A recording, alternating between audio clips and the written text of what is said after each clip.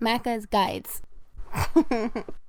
Hey guys, Macca here. I was one of the first people in the world to play Call of Duty Infinite Warfare multiplayer, and I want to put my impressions together for you guys. I got to play the game for about 45 minutes, and this is what I came up with.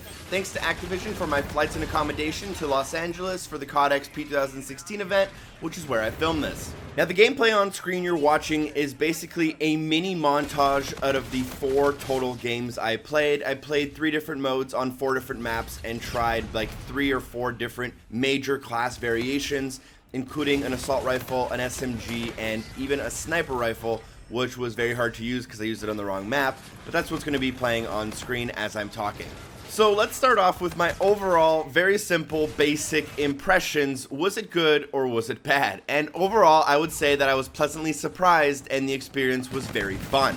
There are a lot of similar game mechanics here to Black Ops 3, although a lot of them have been changed or tweaked and renamed. They seem to have put a very large focus on the characters and the maps that we'll be playing on, and most of the maps seem to be designed with lanes in mind. What this means is that your time to engage after spawning should be relatively low, although you'll be able to try to get a flank if some of the other lanes are clear. Also, one of the most requested things from the community has been a boots on ground type of feel.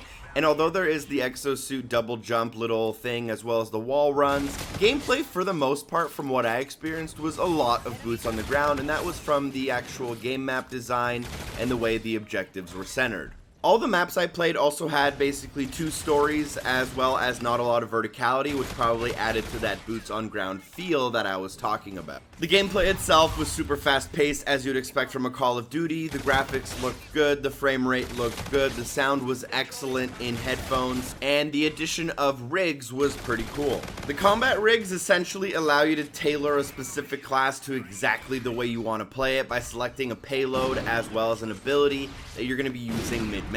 And these were super fun. I had one guy that was able to teleport briefly forward, I was able to have another guy that turned into an ultra badass robot, and I was able to even have a dude who would go invisible. The game also seems to have crafting, which allows you to make weapons with built-in perks, and you can create these weapons using salvage currency that's earned through games and probably, as I would imagine, purchasable through microtransactions. What they've basically done is added a middleman into supply drops. You can now purchase the weapon you want and not rely on random chance. And they're doing some pretty cool things with crafting, including the ability to have a nuke essentially in your gun, and this works similar to the tactical nuke we might have seen in previous games.